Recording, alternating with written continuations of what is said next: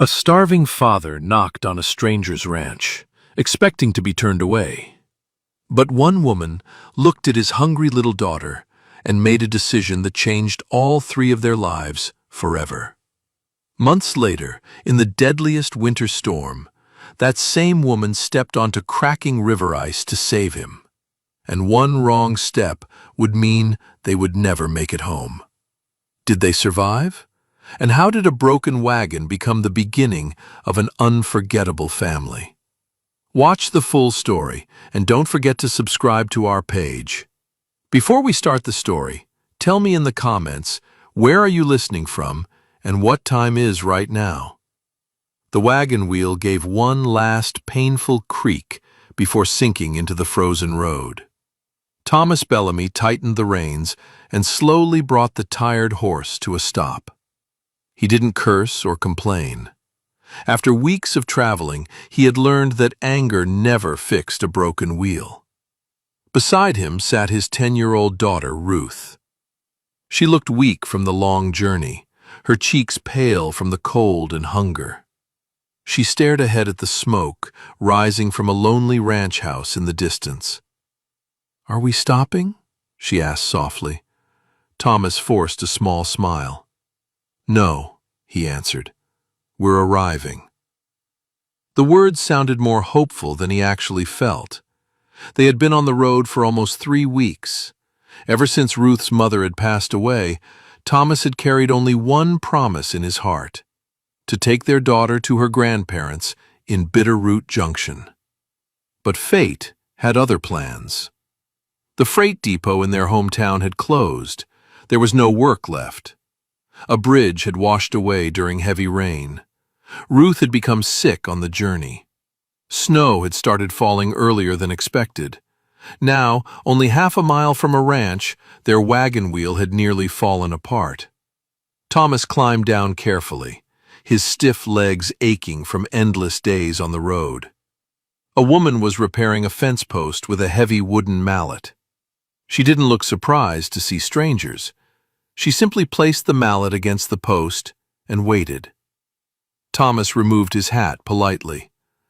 "Good afternoon. My name is Thomas Bellamy. This is my daughter, Ruth." The woman nodded. "I'm Sarah Kessler." Her voice was calm, firm, and carried the confidence of someone who had survived many hard winters alone. Thomas looked toward the mountains behind her. "My wife passed away last year. I'm taking Ruth to her grandparents in Bitterroot Junction. Our town died after the freight depot closed. Then the bridge washed out. My daughter became sick, and winter caught us before we could outrun it." He paused before adding quietly, "I'm not asking for charity." Sarah folded her arms. "What are you asking?" Thomas answered honestly. "If you need winter help, I know wagons, horses, harness repairs, feed storage, roof work. I've hauled freight through mountain passes for years." Sarah studied him carefully. Then her eyes moved toward Ruth. The little girl sat silently in the wagon, holding a small canvas bundle against her chest like it contained everything she had left in the world. "When did she eat?" Sarah asked. Thomas hesitated. "Yesterday, around noon." For the first time, Sarah's expression softened. She simply turned toward the house. "Bring her inside." Thomas blinked. "I can pay for her meal." "You can pay tomorrow," Sarah replied without turning around. "Tonight she eats because she's hungry. That's enough reason." Those simple words nearly broke something inside Thomas. The house smelled of wood smoke, beans, and fresh bread. Sarah placed a large bowl in front of Ruth. The little girl didn't touch it immediately. She waited. She looked at Sarah, then at her father. Only after Thomas nodded did Ruth slowly pick up her spoon. At first she ate carefully, almost afraid someone would stop her. When no one said anything, she ate faster. Halfway through her second bowl, she quietly slipped one biscuit into her cloth bundle. Sarah noticed. She didn't say a word. Instead, She silently poured more milk into Ruth's cup. Thomas saw everything. For the first time in many months, someone had treated his daughter with kindness instead of pity. That night, Sarah showed Ruth the small loft upstairs. "You'll sleep here tonight." Ruth looked around nervously. "How long can we stay?" Sarah placed another blanket on the bed. "As long as winter says." A tiny smile appeared on Ruth's face. It was the first smile Thomas had seen in weeks. The next morning, Thomas met an older ranch hand named Otis Dell near the barn. Otis examined the tired horse. "Not broken," he grunted, "just worn out." Thomas gently stroked the horse's neck. "He deserves better." Otis looked toward the ranch house. "Then thanks Sarah." Sarah hired Thomas that same morning. $12 a month, she said. Meals included. Small room beside the kitchen. When spring comes, you leave. Nobody owes anybody anything.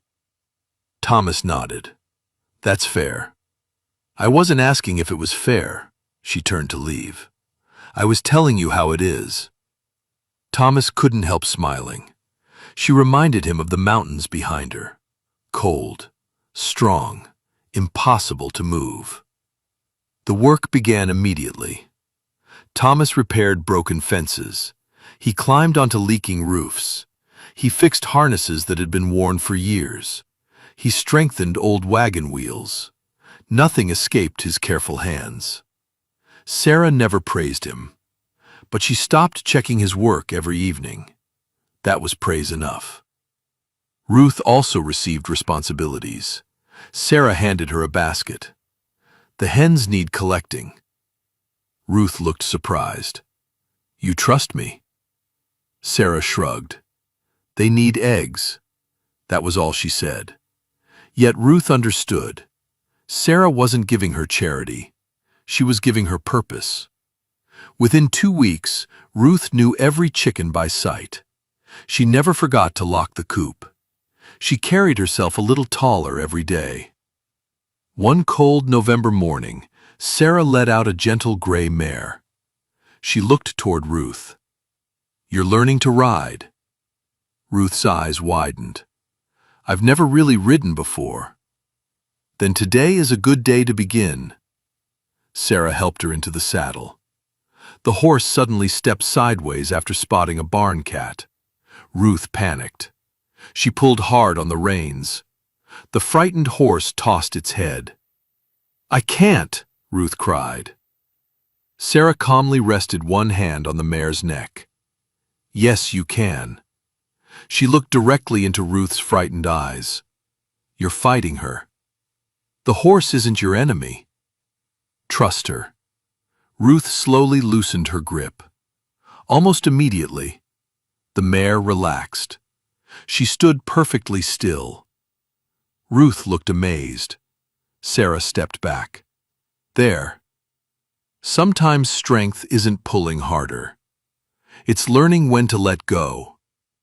Standing inside the barn doorway, Thomas watched silently. His eyes filled with quiet pride. Sarah wasn't simply teaching Ruth to ride. She was teaching her how to live. Winter settled across the valley. One morning, Thomas discovered the feed stack buried beneath a huge snowdrift. "I misjudged the wind," he admitted. Sarah studied the land. "The ravine pushes snow this way every winter." She grabbed a shovel.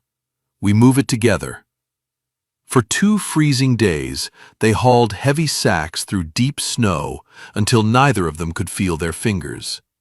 Neither complained. Neither quit. That evening, Sarah tasted Thomas's coffee. She nearly spat it back out. "This," she declared dramatically, "is the worst coffee ever made." Thomas laughed. "I've served that coffee for 11 years. You've been insulting people for 11 years. For the first time, they both laughed together. The sound echoed through the quiet ranch. It felt warm enough to chase away the cold outside. As December settled over the valley, snow covered every fence, every roof, and every trail. The mountains disappeared behind white clouds, and the wind carried a sharp cold that reached deep into the bones.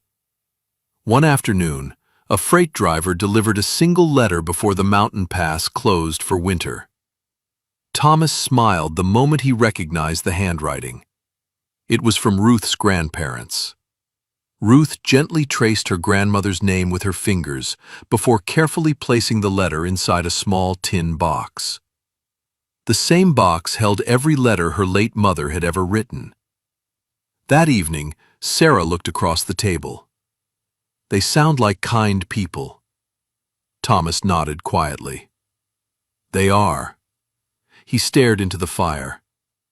"I promised my wife that no matter what happened, Ruth would know her mother's family." Sarah smiled softly. "Then that's a promise worth keeping." Winter grew colder. One evening, Ruth sat near the stove, holding a faded blue ribbon that had belonged to her mother. Her eyes filled with tears. "I don't remember Mama's voice anymore." The words broke Thomas's heart. Before he could answer, Sarah sat beside Ruth with a needle and thread. "Then don't try to remember everything at once." Ruth looked up. "Write one memory today, another tomorrow. And every week, ask your father to tell you one story about your mother." She gently stitched the torn ribbon. Memories stay alive when people keep telling them. Ruth smiled through her tears. That night, father and daughter talked about Ruth's mother until the fire burned low. For the first time since her mother's death, remembering no longer felt painful. It felt comforting. As the weeks passed, the ranch slowly became home. Thomas repaired every broken wagon on the property. He rebuilt old harnesses. He strengthened barns before heavy storms. Without anyone asking, he even repaired Sarah's favorite pair of work gloves after noticing a torn seam. The next morning, Sarah discovered them. "You fixed these?" Thomas shrugged. "They were still good gloves." She looked at him for several seconds. "You notice things." He smiled. "I hauled freight for years. If you ignore small problems, they become expensive ones." Sarah laughed quietly. "I suppose that applies to people too." Neither of them realized how much they had begun to care for one another. Late in January, the worst storm of the winter arrived. The wind screamed across the valley. Snow piled against the barns. Trees bent beneath the freezing gusts. By afternoon, 2 ranch hands, Otis and young Charlie, had still not returned from bringing cattle down from the upper pasture. Sarah stood outside, staring into the white storm. They should have been back an hour ago. Fear appeared on her face for the first time. Thomas immediately grabbed his heavy coat. "They'll head for the line shack." Sarah looked at him. "You can't search alone." Thomas met her eyes. "I'm not going alone. You know this land." "I know winter. We find them together." Without another word, Sarah saddled 2 horses. Before leaving, Sarah knelt in front of Ruth. "You stay inside. Keep the stove burning. Don't step beyond the porch." Ruth nodded bravely. "I'll take care of everything." Thomas gently touched his daughter's shoulder. "I'll come back." She smiled. "I know." The storm swallowed them almost immediately. Snow erased every trail. The wind hid every landmark. Only Sarah's knowledge of the land kept them moving. Nearly 2 hours later, they found the line shack. Inside, Otis and Charlie sat beside a weak fire. Charlie had fallen from his frightened horse. His arm was badly broken. They couldn't leave him behind. Thomas searched the old shack. In the loft, he found an unfinished wooden sled. Without wasting time, he repaired the broken runner using harness leather and wire. Sarah tied strong ropes into a safe harness. Together, they secured Charlie onto the sled. Now they only had to survive the journey home. Halfway back, they reached the frozen creek. The ice groaned beneath the horses. Thomas prepared to cross. Sarah suddenly raised her hand. "Stop!" She walked carefully across the snow, testing every step with her boot. Finally, she pointed toward another crossing. "Here! The current is weaker." Thomas trusted her completely. Slowly, the horses pulled the sled across the ice. Halfway over, one runner struck a hidden ridge. The sled lurched dangerously. The lead horse panicked. Thomas immediately tightened the reins, calming the frightened animal before it bolted. Everyone held their breath. The sled straightened. Seconds later, they reached solid ground. Behind them, the ice cracked apart. They had crossed just in time. Night had fallen by the time they reached the ranch. Ruth opened the door before they even knocked. Warm blankets were already waiting. A kettle boiled on the stove. "You kept the fire alive," Sarah said proudly. Ruth smiled. "You told me to." While Charlie rested safely inside, Thomas checked his splint one last time. Sarah quietly watched him. "You would have found the shack without me." Thomas shook his head. "I would have. But I never would have found the safe crossing. You saved all of us." Sarah looked away. For the first time in years, she allowed herself to lean on someone else. Winter slowly ended. The snow melted. Streams began flowing again. Birds returned to the valley. Thomas finally rebuilt the broken wagon wheel that had brought them there months earlier. It looked stronger than new. Meanwhile, Sarah quietly helped Ruth prepare for the journey to Bitterroot Junction. She carefully mended Ruth's travel coat. Then she slipped a small paper packet into the girl's bag. Ruth looked inside. "Flower seeds?" Sarah smiled. "Every new garden deserves something beautiful." Ruth hugged her tightly. Without thinking, Sarah hugged her back. One evening, Thomas found Sarah standing beside the wagon. She was staring at the new wheel. He stood beside her. "When I take Ruth to her grandparents," he hesitated, "will there still be work here when we come back?" Sarah answered without looking at him. "There's always work." Thomas smiled slightly. "Is that all there would be?" Sarah slowly turned toward him. For a long moment, neither of them spoke. Finally, Thomas took a deep breath. "I don't just want to return for work. I want Ruth's grandparents to meet you. I want you beside us on the road there, and beside us on the road home." His voice became softer. "Sarah, I love you. I want to spend the rest of my life with you. Will you marry me?" Tears filled Sarah's eyes. After years of carrying every burden alone, someone was finally asking to carry them with her. She placed her hand into his. "Yes, with all my heart." That evening they told Ruth. The little girl looked from one smiling face to the other. Then she quietly carried her travel bundle to the wagon. She moved it to one side. Thomas laughed. "What are you doing?" Ruth grinned. "Making room." For Sarah.